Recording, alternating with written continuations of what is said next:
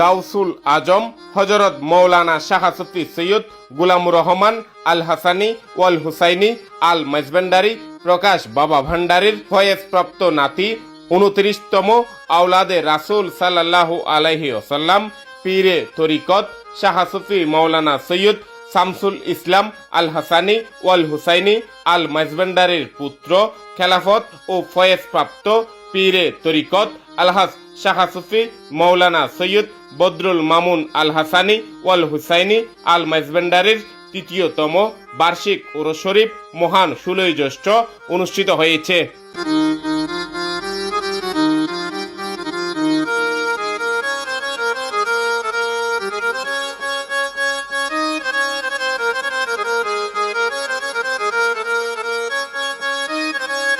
এই উপলক্ষে ফটিকছড়ির মাইজভান্ডার, আজিমনগর গাউসিয়া শামস, মামুন মঞ্জিল এবং উরস পরিচালনা কমিটির যৌথ উদ্যোগে নানা কর্মসূচি পালন করা হয়।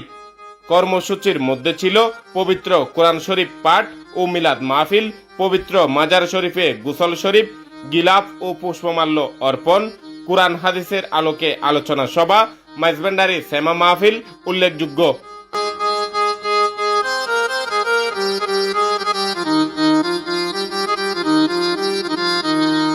রাতে বিশ্ব শান্তি ও কল্যাণ কামনায় আখিরি মোনাজাত পরিচালনা করেন মুনতাজেমে দরবার ও সাজ্জাদান শিন সৈয়দ আহমদ রহমান শিহাব মাইজভান্ডারি।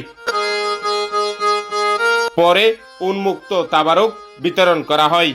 আহমেদ এরশাদ কুকন, দৃষ্টিতে বাংলাদেশ।